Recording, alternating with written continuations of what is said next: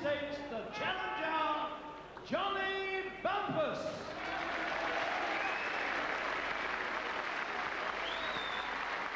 And from Bermondsey, London, the champion, Lloyd Honeyghan.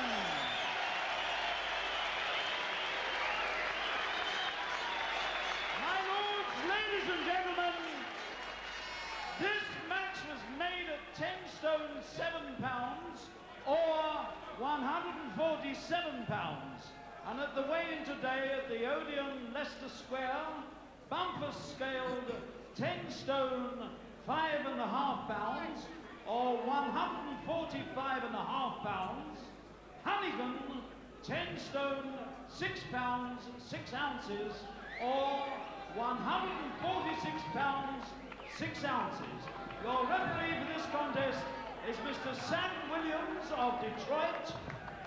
Your judges are Mr. Ove Ovison from Denmark, Mr. Walter Cavalieri of Philadelphia, and Mr. Frank Brunette of New Jersey.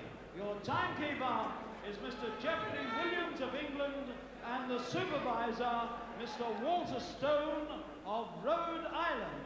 Thank you. 15 rounds then, IBF rules. American referee doesn't score. 3 judges do the scoring, 1 from Denmark, 2 from the United States. So a heavy American influence on the official side, but all agreed to by Honeyghan's manager, Mickey Duff. And we get our first glimpse at the difference in height.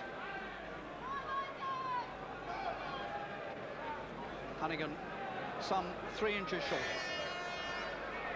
And the steering contest, now traditional. Honeyghan has now discarded the suit of lights, the silver dressing gown, to reveal equally dazzling and glittering silver trunks.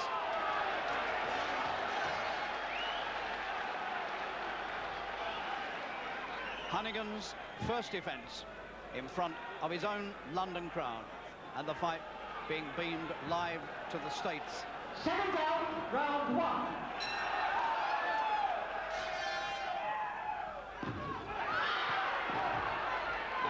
Said, I'm going to have to go looking for him. I don't think he'll come to me.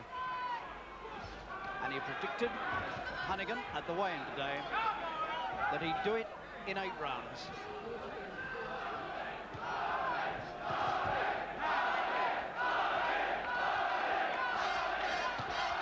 Good right hand from Honeyghan.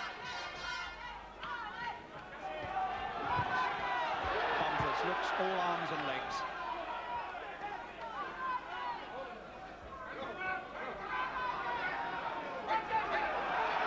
Holding.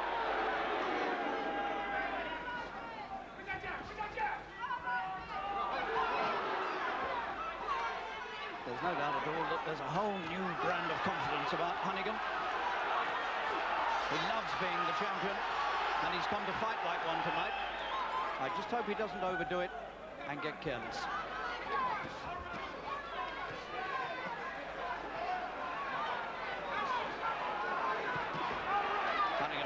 Showboating, as they call it in the States, on the ropes, showing off a little bit with the ducking and weaving.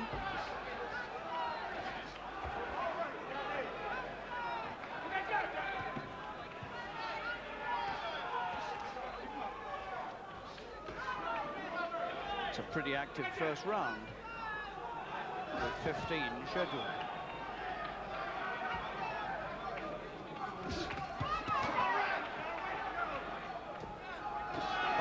Long arms, finding the head of Honeyghan. That's a good right. Over goes the challenger with 1 minute and 50 seconds only on the clock. A mandatory 8 count. Those are the rules. And Bumphus doesn't look too good now even. Surely Honeyghan can't get rid of him inside a round, can he? He might. So the first good right that Honeyghan swung had Bumphus on his bum.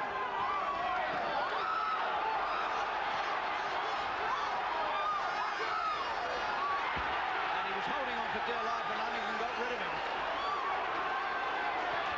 30 seconds of this opening round remaining. And Bumphus is struggling to stay in the fight.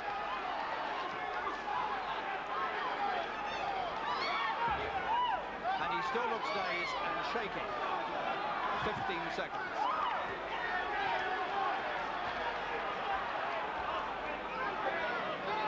And he hugs Honeyghan like a long-lost brother.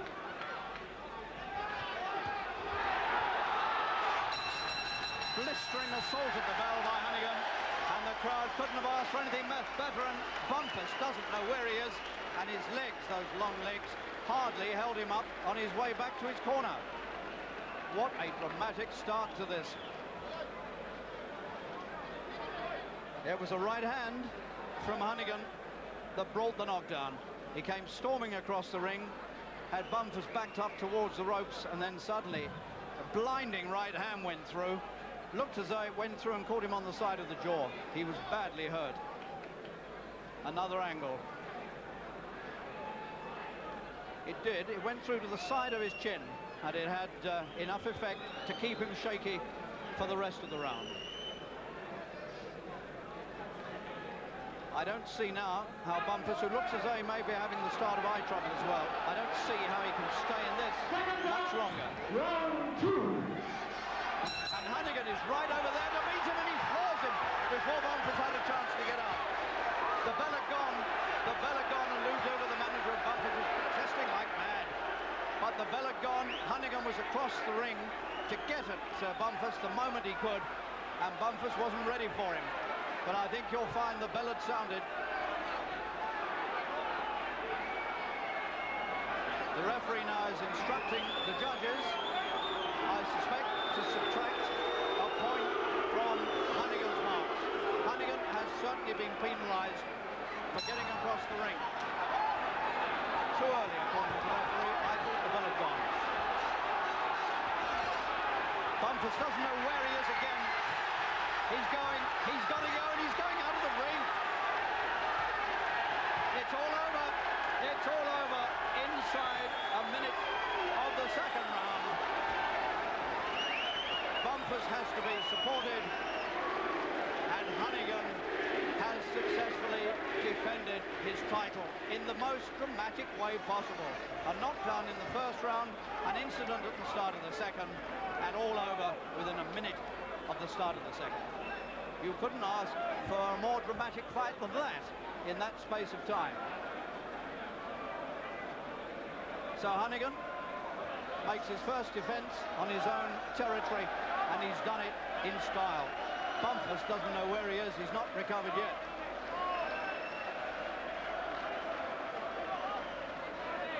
Well, that's a sensational fight in every way.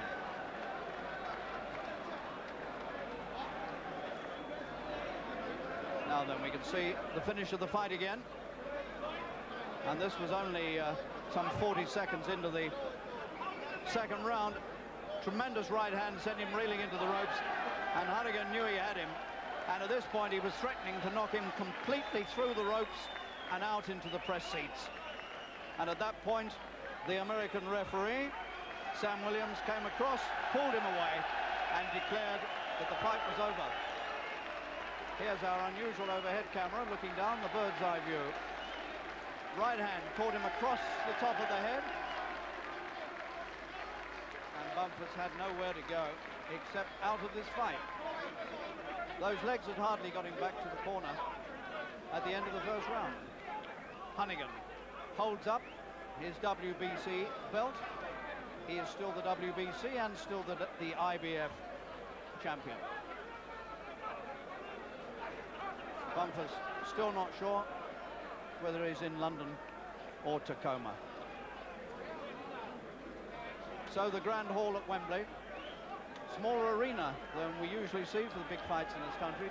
2,600 people here. This hall has seen a most astonishing defence by Lloyd Honeyghan, who chalks up his 29th consecutive professional win. Well, he predicted 8 rounds. I'm afraid he was 6 rounds out, but good for him. I suppose he got it wrong on that count, Harry, yes. But a terrific win. Alan, he did exactly what he did against Don Curry. He went for broke right at the start, took the fight to the man. It was a splendid victory. And here were we saying it might have been a difficult fight for him. He must have been oozing with confidence. You know, I mean, he's destroyed Curry. He's come here to defend against Bumphus. And the cornerman must have said, do the same thing, go out and take him out, which he's done. I thought he was looking a bit open, you know, although he was throwing plenty of punches. But he done the right thing, didn't he? I mean, he pressured Bumphus. He just wouldn't let him start leading off with southpaw jabs, and just got right into the fight and took him apart. Fantastic. He certainly uses that right hand. He's had his problems with it because he couldn't throw it in preparation for the Curry fight, and he's been protective of it before this fight too, but he certainly did the damage with it today. But what did you make of the start of that second round with that incident? Because Harry said at the time he felt the bell had gone, and I must admit we thought so too, didn't we? Well, I think the bell went, but what happened, Honeyghan was already up and making his way over to Bumphus's corner, and when the second moved away, Honeyghan was on top of him. So I think the referee should have walked to the centre of the ring and stopped Honeyghan getting to Bumphus until he was off the stall. Well, Lou Duva went crazy, the manager of Bumphus there. But listen to the applause now for this man, Honeyghan. Harry will be endeavouring to have a word with him there for us in a second when he comes into the ring. But it was a sparkling victory, and I think we said at the start that we've heard better welcomes for world champions when he came into the arena, but by heavens, he's certainly getting tremendous reaction now, and he deserves it. An absolutely sparkling win, and that'll make everybody else look up again on the other side of the Atlantic. This is how it finished. But Bumphus really wasn't in contention in the second round. My feeling was, I don't know about you, is that he hadn't really recovered from the first. No, at the end of the first round, you see him walk to his corner and he was wobbly. Then he came out for the second round, and Honeyghan caught him with one shot, and it just happened again. He was just gone. And this is what happens, you know. Maybe you can be caught cold, which you can be, but Honeyghan tonight was relentless and just wouldn't let him. You know, he knew what he wanted. He wanted to keep hold of his titles and show the world that he is. It was no fluke beating the likes of Don Curry, and he showed what a good champion he is. You know, I personally didn't think he was. I thought it might have been a fluke beating Curry, but it showed tonight that no, he's a danger. He's a danger in the welterweight limits. He's got a bit of a ruthless streak in him, as was shown there at the end there. He didn't really want to stop hitting the man, despite the fact he was outside of the ring. But they'll look up on the other side of the States. I think a lot of people thought there, and a lot of the boxing judges in America thought, well, perhaps Don Curry really was having trouble making the weight, and he's since moved up to light middleweight. And they were kind of excusing him losing to Honeyghan. But they'll look at this because Bumphus, a highly rated fighter, is the official #1 challenger. Now, in actual fact, of course, Honeyghan can take a few other challenges from down the ranking a little bit if he wants to. That's right. He is the official #1, and he's destroyed him so easily. Now, the other likes of the challengers in America are going to look to Honeyghan now and say, well, you know, can we avoid him? Because he's looking something special. Well, it couldn't have been worse for poor old Bumphus, could it? I mean, he spoke to me on Grandstand yesterday, and he talked a very good fight then, but things went wrong for him right in this very first round. And it was the right hand. I thought originally when I saw that he hadn't quite landed, but you don't knock a man down if you haven't quite landed. No, I think it looked on that angle there, it just slid past his chin, but on the other angle, it just caught his chin, which is good enough. You know, he could have, if he was allowed, he could have got into the fight and made it awkward for Honeyghan. But, you know, they've said, take him out, and he just took him out. And, you know, so he's still the champion. He's become a more aggressive sort of fighter over the last year or two. When he won, I think when he won the European Championship, when he beat Rossi in Italy there a couple of years ago, he started looking as though he wanted to finish fights quicker and earlier. That's right. The thing is, you know, he's done all what's been asked of him, and by beating Curry, I mean, he must really believe in himself, and that's what you've got to do. If you don't believe in yourself, you waste the time. But he believes in himself now. He's the undisputed champion. I mean, and he wants to keep hold of that title. I think he'll go a long way. Do you? Yeah, it's almost helpful, isn't it? Beating a great champion to begin with, and then, you know, you can sort of take on all comers. But right. I think that we can hear from him now. He's about to have a chat with Harry Carpenter. He's a happy-looking man. Here's the champion with me, Lloyd. That was some job you did there. You've never done a better job in your life than that, have you? Well, I was in the best condition in my life, Harry, because I went to America. I told my manager I want to go to America to train from now on. because I can get the right kind of training, the right kind of sparring. I've been sparring with a champion of the world for this fight. You can't get that sort of sparring in England. I was fit than ever been in my life. I was ready to eat that guy alive. I was ready. You told me 8 rounds earlier today, but you did it a lot quicker than that. 8 rounds, Harry. Well, I decided that Mickey ain't going to play me for overtime, so I'll finish early. Do you want to have a look again? We can show you the finish first. Just have a look. It's coming up here. You really had him go. I mean, he was in no state really to come out for the second, it seemed to me. Anyway, here's the finish. Tell us. Yeah, I was getting myself muddled up a bit. So I decided to calm myself down. I decided my best shot was a right hand, because we've been practicing some of the things, man. And I just decided to keep fighting. When he was down, I wasn't going to move back. No way, the referee job to pull me off and stop the fight or can't or whatever. I was just going to keep punching. Even if it was on the ground, I was going to keep punching because it's up to the referee to pull me off.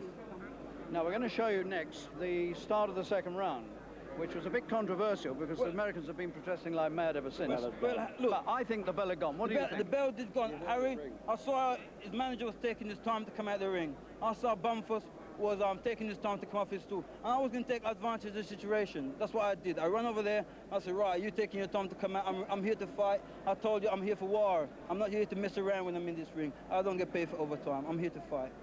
They made a hell of a fuss about it, but I think you were right, because I'm sure the bell had gone. It has gone, Harry, and I'm here to win. I'm not here to mess around. I don't take prisoners. We've got one more, I think, to show. The first knockdown. Terrific right-hand punch. Yeah, well, that was a good right-hand punch, Harry. I was messing around a few times. I was missing. I decided to throw that right hand straight through the opening because his hand was coming down at his side. And I see that when I've been hurting him, and he was a bit dizzy. And I thought if I get a good right hand in, that would be it. You really knew you had him, I think, at that point, don't you? Well, it wouldn't Harry, go much longer. I told him it's all Rumbo business today. There's no messing around. It's all ragamuffin stuff, you know? We got Mickey Duff, your manager, with us.